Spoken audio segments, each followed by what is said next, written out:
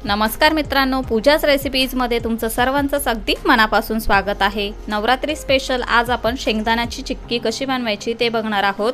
तर त्यासाठी लागणारे साहित्य बघून घेऊया। इथे मी 100 ग्रॅम शेंगदाणे घेतलेले आहेत आणि 100 ग्रॅम गूळ घेतलेला आहे, 1 टीस्पून तूप आणि 1 चिमूटभर वेलचीची पावडर घेतलेली आहे। आपल्याला जर का चिक्की बनवायची असेल ना तर शेंगदाणा आणि गूळ याचं प्रमाण एकदम बरोबरीने आपल्याला घ्यायचं आहे। जास्तीचे करायचं असेल तर तुम्ही तेवढंच प्रमाण वापरू शकता। गॅसवरती एक कढई मी गरम करण्यासाठी ठेवून घेतलेली आहे। तर सर्वात अगोदर आपण शेंगदाणे भाजून घेणार आहोत। तर सर्व शेंगदाणे मी कढईमध्ये काढून घेते आणि आपल्याला लो ते मीडियम गॅसवरती छान खरपूस असे हे शेंगदाणे भाजून घ्यायचे आहेत।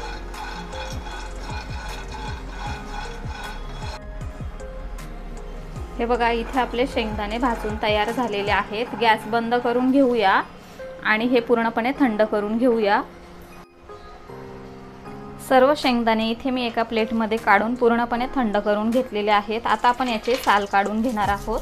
हे बघा, हातावरती असं चोळून घेऊ शकता, जेणेकरून पटापट आपले शेंगदाण्याचे साल आहे ते निघाले जातील। याच प्रकारे मी सर्व शेंगदाण्याचे साल काढून घेते।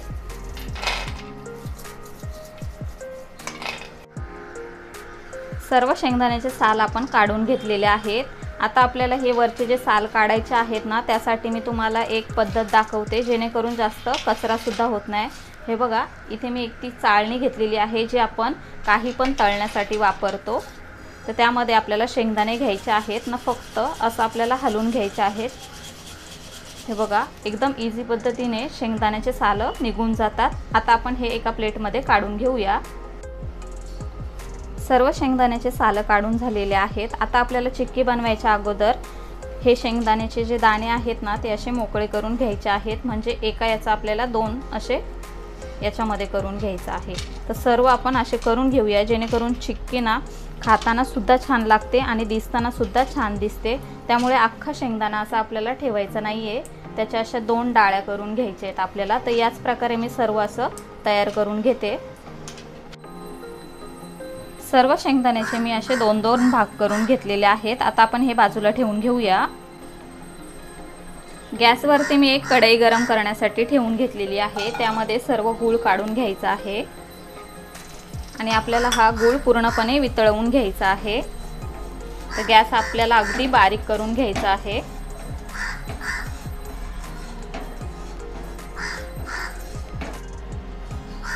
गूळ इथे पूर्णपणे वितळलेला आहे। त्यामध्ये आपण तूप काढून घेऊया आणि हे सुद्धा यामध्ये एकजीव करून घेऊया।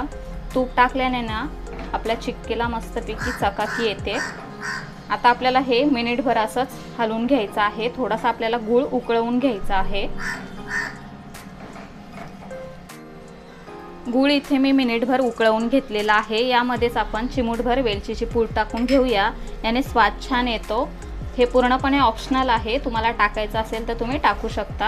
हे बघा, मिक्स करून घेतलेला आहे। आता यामध्ये लगेचच आपल्याला भाजून घेतलेले शेंगदाणे ॲड करायचे आहेत आणि यामध्ये व्यवस्थित एकजीव करून घ्यायचे आहेत। आपल्याला हे जास्त वेळ हलवत राहायचं नाहीये, फक्त मिक्स झालं की आपल्याला गॅस बंद करून घ्यायचा आहे।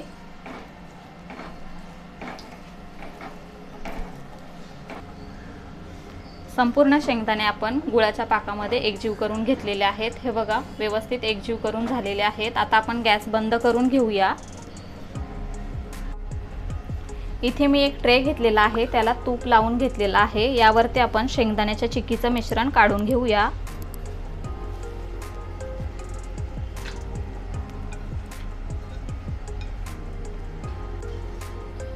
सर्व चिक्कीचं मिश्रण इथे ट्रेवर काढून घेतलेलं आहे। लाटण्याला सुद्धा असं वरतून मी तुपाचा हात लावून घेतलेला आहे। आता आपण हे असं पसरवून घेऊया।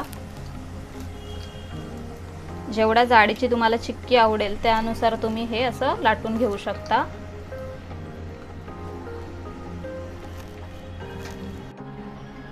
चौकोनी आकारामध्ये इथे मी लाटून घेतलेलं आहे। हे थोडंसं कोमटसरच आहे, पूर्णपणे थंड झालेलं नाहीये। आता आपल्याला याला वडीचे कट देऊन घ्यायचे आहेत, जेणेकरून ते थंड झालं की वड्या पडत नाही। तर हे बघा, इथे मी एक मोठी सुरी घेतलेली आहे, त्यांनी या प्रकारे असे कट देऊन घेते।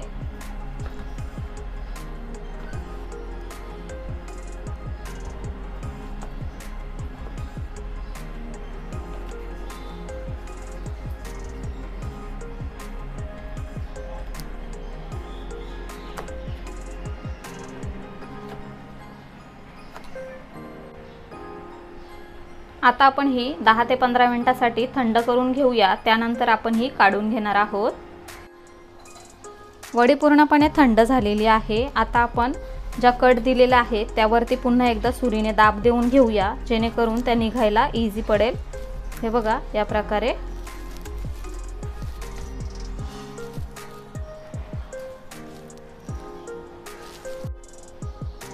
आता आपण वड्या काढून घेऊया। हे बघा, एकदम मस्तपैकी इथे आपल्या वड्या तयार झालेल्या आहेत। मी आता याचं फायनल प्लेटिंग करून घेते व तुम्हाला दाखवते।